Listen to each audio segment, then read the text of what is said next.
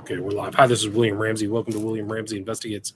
On today's show, I have a very special guest. His name is Jody Plauche, and he wrote a book back in 2019 titled Why, Gary, Why, which I read through today. Fascinating book, really interesting story. You'll probably find out what his relationship is to some of his one of the most famous viral videos out there.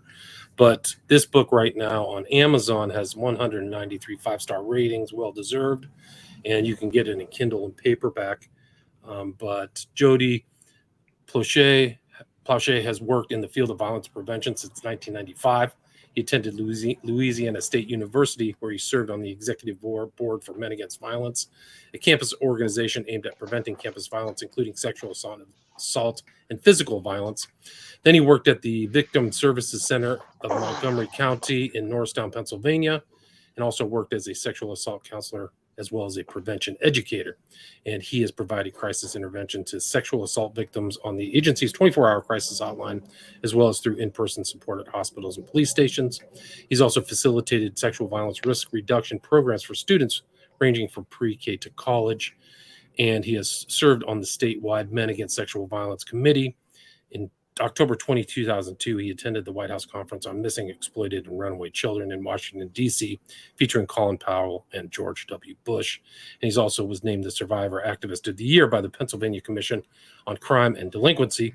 He shared his personal story as well as his knowledge about working with survivors of sexual assault on numerous TV shows, including Geraldo, Now It Can Be Told Maury, The Oprah Winfrey Show, Lisa, Real TV, The Montel Williams Show, John Walsh Show, CNN's Connie Chung Tonight, ABC World News Tonight, and ESPN's E60. But again, we're going to talk about this book you wrote, highly recommended.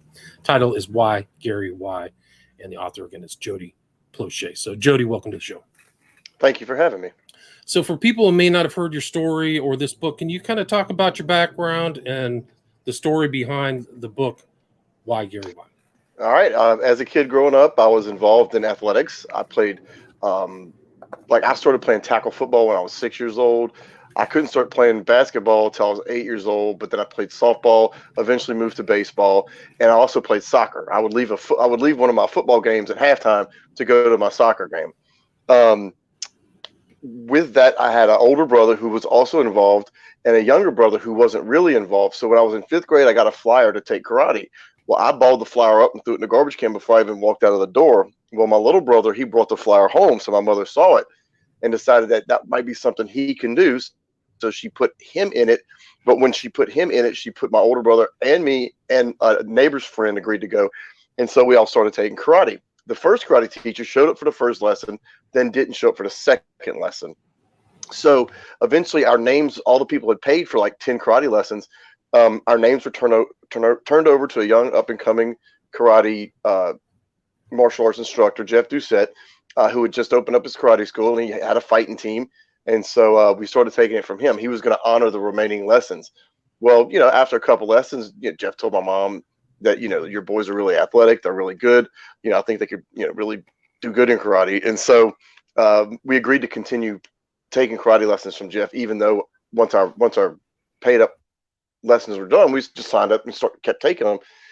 Well, unbeknownst to my parents, Jeff Doucette was a pedophile and he was a child molester. So eventually, after several months of taking karate, he started working on me, and he would try to stretch us out, and he would get real close to us and hold us, like, push our legs down to make us do a split. And I think that, looking back, would be like the first time he was trying to normalize him touching me, between my legs, saying, "Oh, look, feel your legs are tight right there when I'm doing a split." And I think that was him trying to normalize him touching me inappropriately. The first time it really registered in my mind as a child, I was driving the car. He was going to let us. We're coming home from karate practice, and he's like, "All right, who wants to drive the car?" So we all wanted to drive the car. So I was first up, first on Jeff's lap. And as we're driving the car, he starts putting his hand in my lap, and I start thinking, "Oh my God," and then it went away. It was almost like an accident. Like, that's what I was justifying in my mind, that it was an accident, and it wasn't. That was him testing my boundaries. And so after I didn't say anything about that, then he started to do actually more. Okay, this is an accident.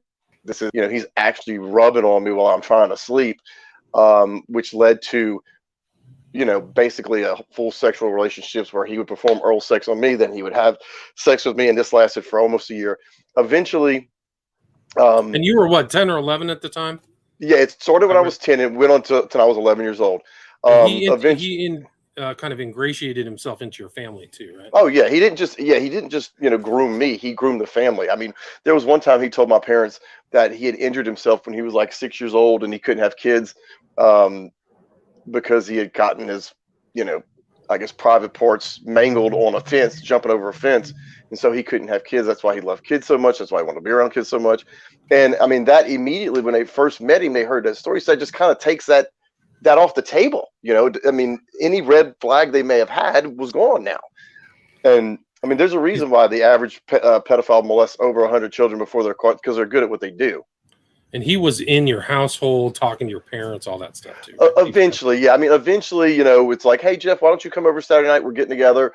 So he came over Saturday night. My family got together, and so he became a regular. I mean, he would go to my aunts and uncle's house when they would host a party. I mean, even my dad, brought him to Sunday dinner one time because he had stayed over Saturday night, and he lived at the karate studio. So Daddy brought him back to the karate studio, and when you dropped him off, I guess Jeff was looking sad and was walking to the karate studio. So my dad got to a stoplight. I mean, the first stoplight outside the karate school, and he's just bawling. He's crying. I'm like, what? He's just like, he goes, he's so pitiful. He has nobody. So my dad turned the car around, went back, picked him up, brought him home, let him shower, gave him a fresh shirt out of the closet, dressed him up, and took him to my dad's parents' house for Sunday dinner.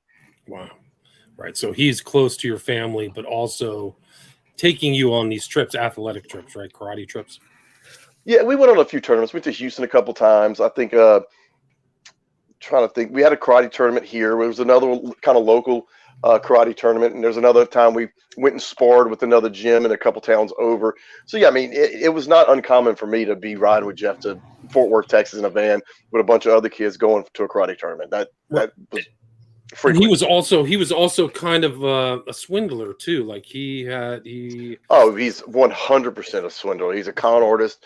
So the summer of '83, he had decided he was going to use us as a business idea.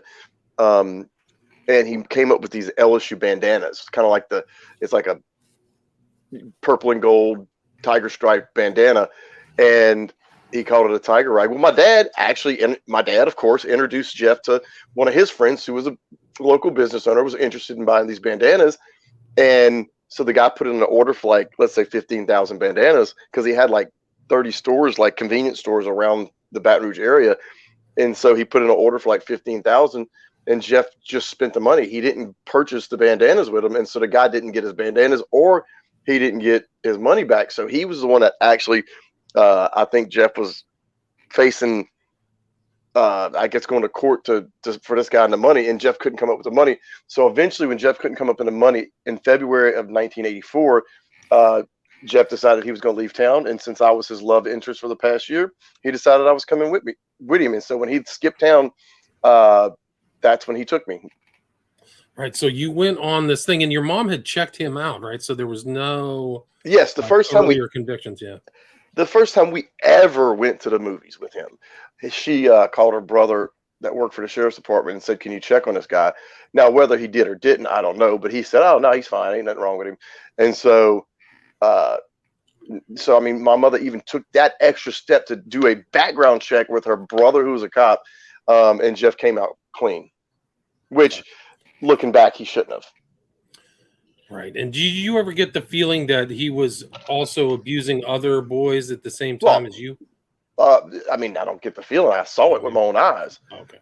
There was a time where, he told me if I didn't perform oral sex on me, he was going to make the other kid do it. And I said, well, make the other kid do it. And he did. The other kid just went underneath the covers and performed oral sex on him. Wow. So it all leads up. He's in trouble with the law, or going to be in trouble. You actually involved in forging checks with him or something like that. And he had me sign some checks with my mother's name. Just, $20 here, $15 there. But I mean, that was another issue with Jeff too. But he was charming. He had that you say in the book, like he was very charming and was able to. Oh, watch Criminal Minds. I've been binge watching Criminal Minds for like the last couple months, and I mean, he's every bit as charming as Ted Bundy. Wow. So just like a glib talker, can really charm people and things like Yeah, that. he could make people laugh. I mean, yeah, he was just a con artist. That's all he did. But he didn't care about nobody but himself.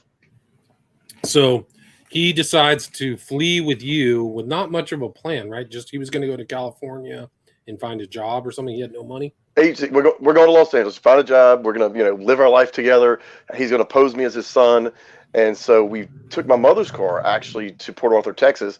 That was on a Sunday. And so that Monday, he tried to get money for a bus ticket, which I think he got from his uncle.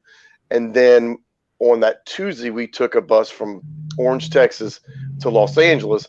And my mother, by the way, was told that Sunday we would be coming home Monday. And when we didn't come home Monday, that's when she contacted the police. And so the police and my mother went to Port Arthur. She knew I was with Jeff's, and I knew I was at Jeff's mom's house. She knew that. And so she went with the police officers to Jeff's mom's house looking for me. And we had already taken the bus like about an hour before they got there. Right. So he's moving slowly. And so like he dyed your hair, right? This whole kind he did. I think he did that in the motel room in Anaheim. Once we got settled, I think he dyed the hair after we got back from Disneyland. He took me to Disneyland, and I think it was like that evening when we got back from Disneyland, he dyed my hair black, which was Snow White blonde, and then he shaved his beard and he dyed his hair. I guess he tried to dye it blonde, and it came out kind of red looking, but he went that far to disguise me. Right. So then, like he was just conning his way across the country, right? Didn't he find some guy in a karate mag to get another $600 or whatever? Once we got to LA, we really didn't have any money. So he bought a karate magazine and he looked in the back, and there was a guy named Al Garza out of Houston area. And we had fought at one of Al's tournaments fairly recently. And so he told Al, he said, "Look, man, I brought a group of kids out to California. My van got stolen. Can you please just wire me, just a couple bucks so I can get us back home?" And he sent us $600 Western Union, and Jeff collected $550. Right. So that allowed you were in California, what, 2 or 3 weeks or something? No, FBI, right? No. I was gone a total of 10 days. So you figure a couple days in Texas, a couple days on the bus. I think we got to LA at like 2 a.m. on that Thursday of that week. So Thursday, and then he was arrested on a leap year, 29th. He was arrested the 29th of February, and it was a leap year. And then I was returned home March 1st. And Jeff didn't come home till March 16th. And then the thing that the mistake was the collect call, right? That's why. Yes. Traced. Well, and I think the reason why Jeff allowed me to make the collect phone call is because I think Jeff was out of money. Because we had been paying for the first couple of long distance calls we made. We go, here's $5 for that call, here's $10 for that call, but we were out of money. And so I think that was just kind of like, okay, you know what, let me throw in the towel. Let me get arrested. Let's go back home. And then I'll con my way out of this when I get back to Baton Rouge. I think that was his actual plan at that point. And he was what, 26, 27 at the time? He was 20. No, he was 25, 1 month and 2 weeks. Wow. So what happened next when the police showed up in Anaheim? All right. So when the police showed up and bus, all right. So he allowed me to call my mother collect, which my mother asked for time and charges. What that means is when the phone call's over, the operator gets back on. And I'm not telling you this. I'm telling the audience who might not be old enough to remember. The operator would come back on the phone call, because when you make a collect call, you have the other person pay for the call. And so she told my mother that call was 20 minutes and it's going to be, $14 or whatever the going rate and the length of time was at the time back in 1984. So, excuse me.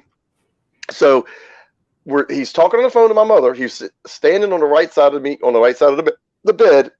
And I heard a knock on the door. I heard a key. And then I heard, like, "Please, please, please." And I was sitting on the bed closest to the door. They put guns on me. They had guns on him. They took me. They pulled me out. I saw a guy walk around the bed, and Jeff kind of went, hands to the wall, kind of, turned around, hands to the wall. And the guy walked around the bed, and he told Jeff, I ought to punch you in the, I think GD mouth or something like that. I ought to punch you in the mouth. And then they had me outside by the pool area. And that's the last time I ever saw Jeff again. I never saw him after that. They took me from there to the police station, where they questioned me for a couple of hours, and I denied everything. And then after the And they were doing good cop and bad cop to me too. And I could overhear him going, well, you go in there and you haven't explained what this was. Oh, it's on the towel. And, he'll have to explain what it was. And I'm thinking, like, what's on the towel? Anyway, they thought it might be like some fecal matter, but it was the hair dye because it was brown. So they were trying to like intimidate me. I went from the police station to the hospital where they did a complete physical and a rape kit. And so I knew it was only a matter of time that, that rape kit was going to come back positive. So I just kept lying, kept saying Jeff never touched me. They took me to some like home for neglected children. I stayed the day there. 1:10 in the morning, I flew out LAX. I got to New Orleans at 6 a.m. and that was March 1st. And so Jeff wouldn't be flown home till March 16th, which was like 2 weeks later. It was a Friday. But in the week before Jeff was flown back was when my parents found out about the hospital report. That's when Mike Barnett with the sheriff's department, who had kind of led the investigation, sat my parents down and said, Jeff had been sexually abusing Jody. And, Daddy said, well, I'm gonna kill him. And, Mike said he's told many parents about their children being sexually abused and that it didn't raise a red flag because most parents' answer is, I'm gonna kill him. I'm going to take some type of revenge. Anything up. Yeah, they weren't aware of anything up until that point, right? No, they at that point they had their suspicions. Right. Okay, it was just confirmed. And then once my mother sat me down and told me that, Jeff fooled with you, then I just said yes, he did. And then I kind of told her what happened, maybe how it started, how long it went on, and then she was like, "All right, go play." So I got on my bike and I rode down to my friend's house. And I felt like the weight of the world had been lifted off my shoulder. I've been keeping this secret for over a year. And, it just felt good to actually feel like I can get back to normal, being a normal 11-year-old kid. Boy, and that only lasted for a week. Right. But it wasn't fully normal because you were in the news too. Like everybody in town knew your story. So you were. Well, they knew I had been kidnapped, but no one knew I'd been sexually abused. That didn't happen until a week later when Daddy announced to everybody what had happened. I see. So what? So yeah, so my classmates at school, they didn't know because I still had my ticket stuff from Disneyland. So when they're like, "Man, did that man mess with you?" I was like, "Look, I went to Disneyland," and they're like, "Man, I wish he'd have kidnapped me." I'm thinking to myself, "No, you don't." But so nobody at my school knew I'd been sexually abused, and it wasn't until Daddy shot him a week later on March 16th that the world would find out. And how did that take place? Like I would think. A lot of people in my audience have seen that video of Doucet and your dad, but can you talk about how he knew what was going to happen and what was happening? Flight 595. All right, so you got to go back to when my dad was in college. All right, so when my dad was in college, he worked as a cameraman at Channel 2 WBRZ TV here in Baton Rouge. I ran into James Carville a couple years ago at an LSU football game, and he was like, "Oh, when your daddy was working at Channel 2, he was so funny." But so my dad worked at Channel 2, and he also drank at a bar or restaurant at the restaurant's bar called the Cotton Club. It was a place called the Cotton Club, and that literally was less than a half a mile down the road from Channel 2. So Daddy knew everyone that worked at Channel 2 because he used to work there, and he was on their bowling team. I remember going with them, and one of the reporters had the Last Mash T-shirt on for like the Last Mash show that aired on TV. And we were at the bowling alley, and Daddy bowled. So he was friends with all these people. And you said your dad was friends with almost everybody, like super friendly, gregarious. Yes, he was out at the bar, bought everyone a drink. His job. His job was to entertain. He was a salesman, so I mean, he had his company card that he can entertain clients on, and that's what his job was, to make people laugh and entertain and make them buy their rent equipment from him. That was his job. And so one of the guys from Channel 2, his name was Bob Shadell. He's a program director. He looked at my dad and he goes, "Hey, when are they bringing your boy back?" Talking about Jeff. And Daddy said, "I think he's back." And he goes, "They won't tell me." And that's when Bob Shadell said, "No, he's not back yet. Let me go find out." So he went and he called Channel 2 and said, "Hey, when are they bringing Doucet back?" And they said, "Oh, his flight scheduled to land at 9:08. And so Bob Shadell's like, "Oh, he's going to be in at 9:08. And so he told my dad exactly what time Jeff was coming in. And so that's how my dad knew. And my dad, actually, it was his weekend to have us because my parents were split up. And we were out at our camp on False River, which is kind of like a lake cabin. And my dad made it out there. But when he got out there, he turned around and he went back to the airport. And then he got on the phone, called his best friend. He was actually on the phone. People, they'll say, "Oh, he was pretending to be on the phone." No, he was talking to his best friend. He told his best That was friend, back he's when like, they had payphones, right? Back in lines of back when they had payphones. And I mean, he said, okay, at first he saw Mike Barnett because Mike Barnett came out to look because the cameraman was out there, and behind the cameraman, a little crowd had gathered. So Mike Barnett went out looking behind the camera to see who may have been out there. He was looking for my dad or any of the other parents that Jeff had molested their kids. So Mike's looking, and Jeff even said, "My brother Sam." He said, "My brother Sam might try to break me out, or if he knows what I did to these kids, he might try to kill me too." So Mike's looking. Mike checks it out, and Mike, at the very beginning of the video, you see Mike kind of wave Jeff and Bud, the other police officer, Bud Connor. He waves Jeff and Bud around the corner where you can see in the video Jeff and Bud are talking, and Bud's like, if you see anybody, just hit the ground. And Mike Barnett told me this probably a couple months ago. I see him every now and then. He's actually the one that yelled "Why, Gary? Why?" when the gun went off. And he told me, he said, "Yeah." in the book title. He said, "Yeah." He said, "Me and Bud, we were out in L.A. And he said, "Man, we tied one on tight the night before we had to go pick Jeff up." He goes, "So I'm walking through the airport." He says, "I see the television camera, and I'm thinking to myself, all these people are looking for a movie star, but they're going to get nothing but two drunks and a pedophile." And he said, right then when that thought went through his head is when that gun went off. And he turned around and he saw my dad, and that's when he yelled, "Gary, why, Gary?" And he ran, and he actually shielded my dad because he knew my dad, shielded my dad from the other police officer who had dropped to his knee and reached for his gun. And that other police officer pulls that gun out, walks over to my dad, puts the gun to my dad's head, takes the gun out of my dad's hand, looks at him and says, "You son of a bitch." And he turns around to Jeff's dead body and eventually kind of rolled Jeff over. Eventually he would shut Jeff's eyes. But yeah, so that's how that all went down. And it was reverberated. It's still kind of a viral clip. People are still see it's like a meme or something. But a couple months ago, it was a huge incident. Yeah, I would say a couple months ago, I screenshotted it. Someone had posted it. I think it may have been the Father's Day meme of my dad, and it said it was shared over 100,000 times, and it had 4.1 million views in 4 days. Wow. And that's just in one spot. That video is all over the internet. It's everywhere. And your dad's picture is a meme too. He's a meme. Oh yeah, they got laser eyes, and people it's on Twitter. I was talking to my business partners because we're trying to turn the book into a documentary and maybe a feature film. But he told me, he said, "Oh, when you bring up sexual abuse, they want to shy away from it," which I think is BS, because I just watched a show on child rape, kidnapping, and murder called Girl in the Picture. I just watched that this week or last week. It probably was this week. And actually, the only cool thing about the whole show, was a very terrible, depressing show, was that she had given up the baby for adoption. Well, the baby grew up and had a kid, and at the end, the little baby's wearing an LSU shirt, like that where I went to school. So that was kind of top 10 show. That was a top 10 show on Netflix. People were So they're telling me, when as soon as you mention sexual abuse, they want to shy away from it. I'm like, that's bull, because you can watch Larry Nassar, that Athlete 1 or A or whatever. I mean, that's about molestation and rape. So I think what it is they don't want to glorify my dad doing what he did and getting off from it. Vigilante, right. Yeah. So I told my business partner, I said, why don't we try to rebrand it? How about we say, "Why, Gary? Why? America's first viral video."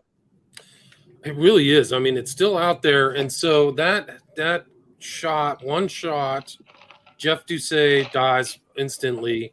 And what happens next in the whole story? Your dad gets arrested. Well, they arrest my dad with attempted second-degree murder because Jeff had not died yet, even though he was dead before he hit the floor. They were able to keep him alive long enough to harvest some of his organs. So I guess he was not completely worthless.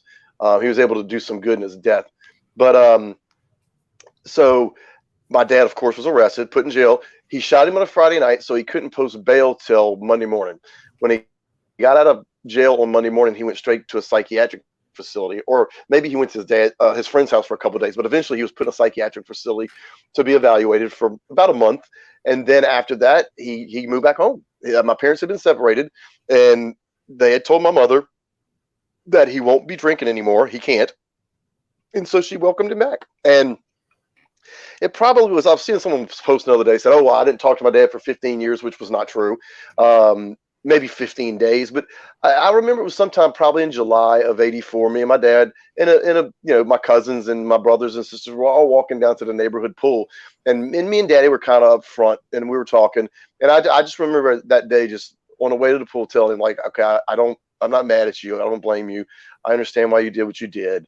It's not what I wanted, but I'm not. Just don't think I'm mad at you anymore. Because at first I was mad at him. Right, and you're kind of had a kind of a conflicted thing, like as a young person, which is not unusual in molestation things. Like you think, No, not at all. No, the abuser uses the child's affection as their biggest security blanket. I didn't want Jeff dead. I didn't want him. I just wanted him to quit fooling with me. Not just me. I didn't want him to like move on to somebody else. I just want him to not, screw kids. And so, looking back, and I tell people all the time, I don't advise any parent to follow my father's footsteps because he got lucky. Because eventually, to the listening audience who don't know, he got sentenced to probation and community service. He didn't do any other jail time than that weekend, the night of the shooting.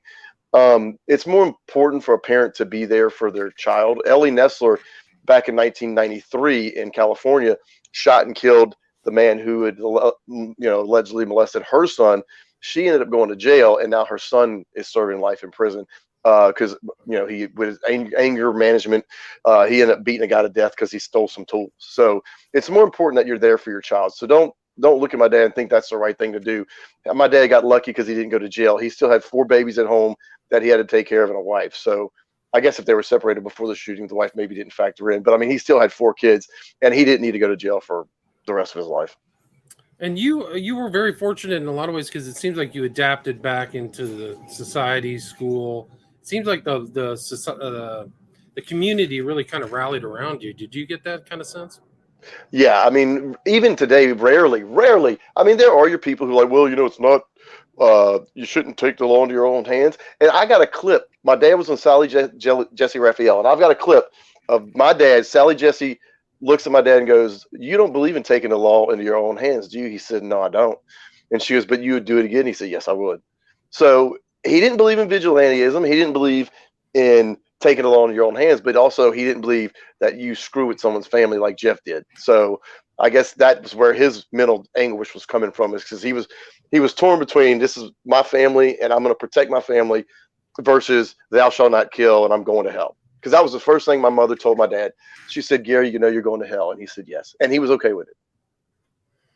Yeah, and so that kind of your whole book is your story, but it's also your career too, because you talk about grooming and how to avoid, how to keep the sights out for molesters and things like that. Can you talk about that part of your life? Okay. I would qualify or say it like this about the book. The book is a manual on how to deal with child sexual abuse. Okay. Not just as far as like, even if your child's never been sexually abused, how to act around them, things not to say around them, also signs to look for, ways to reduce your risk. I mean, it literally is a sexual violence prevention manual, with my story kind of being like weaved throughout of it. So it's almost like 2 stories. One that so locally here in Baton Rouge, we had a teacher get arrested, I think 2 weeks ago, for 100 counts of child porn, like elementary school teacher, male elementary school teacher. Well, my sister knew a woman whose daughter took from that guy.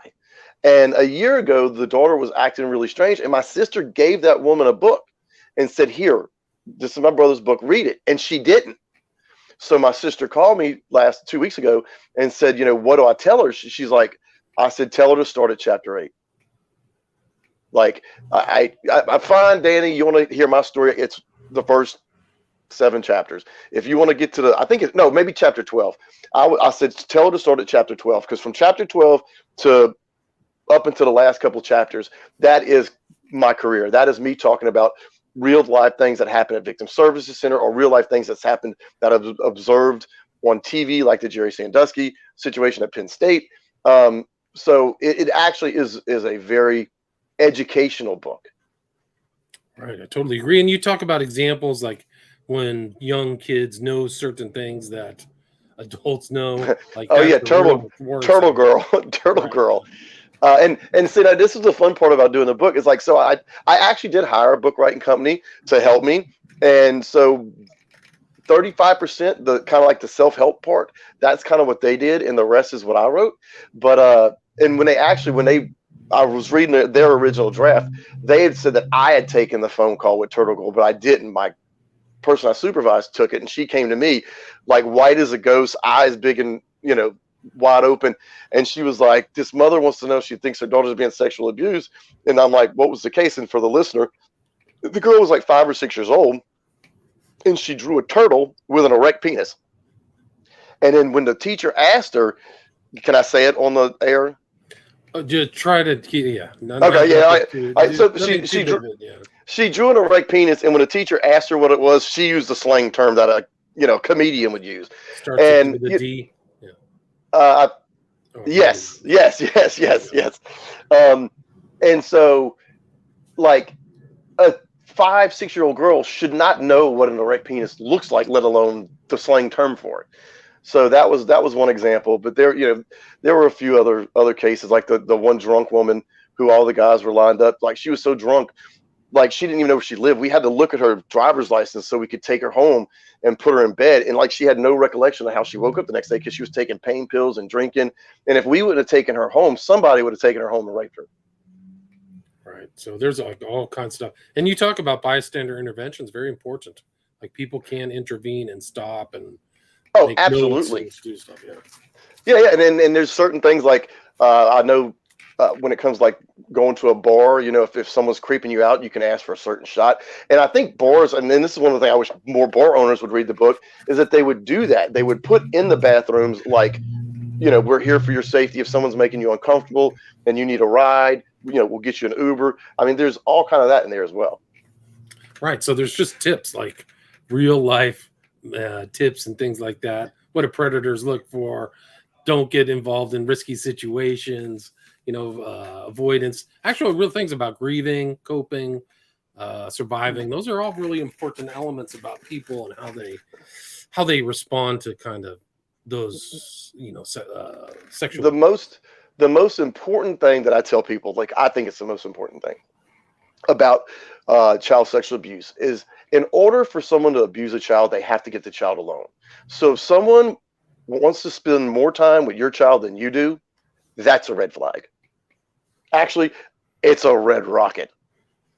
It's huge. Like, that's it. Like, they're finding some reason or some way to. Yeah. And I mentioned that because me and my nephew, I took him to the LSU basketball game, but my brother called me. They were busy. They didn't have time. They're like, "Hey, can you bring my nephew Dylan to hit?" He had a basketball game. He was in middle school and he had a basketball game, and they didn't have anyone to bring him. And I said, "Okay, I'll bring him." I didn't seek it out. I've never done anything with him ever since, but I was able to help my brother out. Now, if someone's constantly like, "Come on, Dylan, come ride with your Uncle Jody, tickle, tickle." Yeah, creep. Stay away from him. Right. So there's a lot of warning signs some people miss. But like you said in the book, it's usually somebody very close, family member, someone that you know and trust. Yeah, they try to get the trust, the whole element of trust. Jody, what would you like to add? We're at about 35 minutes. Anything you'd like to add or anything I missed before we wrap up this discussion? I mean, I'll tell you what, I even have a free link to anyone who just wants the book. I mean, trust me, I want you to buy it. You can go to Amazon.com. Why Gary Why, it's there. I want you to buy it, but I want kids not to be molested. So if you can't afford the book, or you're hesitant, just email me. You can go to my webpage, jodyplauche.net. I'm on Twitter @jplauche. I'm on Facebook. You can message me. I mean, to me, that's the most important thing.